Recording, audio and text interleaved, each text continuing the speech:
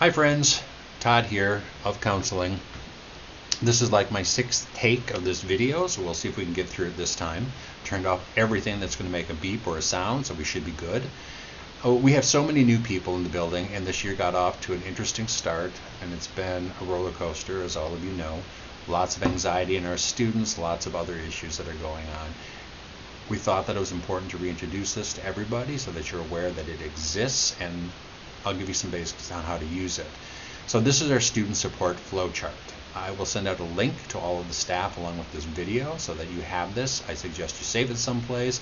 Use that fun little star button to make sure that you can always locate it when you need to. A quick tutorial. It's really straightforward. There are 4 boxes across the top: climate, academics, social emotional non-emergencies, and then social emotional emergency form. Each one of these is connected to a form down below that goes directly to our restorative advocates for climate issues, to your counselors for academic issues, directly to social workers for social emotional issue. And in the case of social emotional emergencies, obviously you're not going to fill out a form. You should contact a social worker or a school counselor immediately. If it's after hours and you've got some information, whether a student texted you on your Google Voice or some other method, there are contacts for administrators down here as well.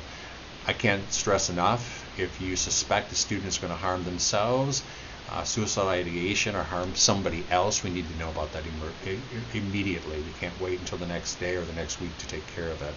If it's a medical issue, there's contact for Gina down here at the bottom. Some other things I want to point out: there are our links for emails to each one of our restorative advocates. We're going to have a full team soon again, thank goodness, as well as for our counseling team. Eiley will be back on December 13th. Thank you. To our social workers, our family liaisons, and then there's also links to our special education coordinator, Jane Karpowski. This is really helpful. It's a case manager list. So it's a link to a Google Drive case manager list. Students are listed there by grade level and then by alpha. Also, our ELL department lead, Billy Men. So in case you've got questions about special education students or ELL students, those are also right here, easy for you to get at. There's a link to the collaborative as well. This is a referral form. This does need to go through social workers. If you weren't aware, we do have an in-house counseling team through one of our local universities. Students are getting their licensure in family therapy. So we have the ability to sign students up for individual counseling sessions, and they also do family sessions as well. So good information if you haven't heard it. Finally, there is a link to our student support team referral form. This would be used if all other venues have been exhausted and it doesn't seem to be changing anything. So let me show you very briefly. Under academics, since that's going to counseling, this would be things for grades, attendance, engagement, probably something you may have noticed in your advisory classroom or while talking to a student. If you click on this form, it opens a Google Doc. Really straightforward information. ID number, first name, last name, grade level of the student, a checkbox for concerns, and obviously these are not going to cover everything. I notice there's an option 6, whatever that would mean. I'm getting rid of that. There's an other, so in case this is not covering what's going on, we ask you for a very short narrative of what your concerns are, what you've noticed, and then who it is completing the form so that we can get back to you or maybe ask some more questions if we need to.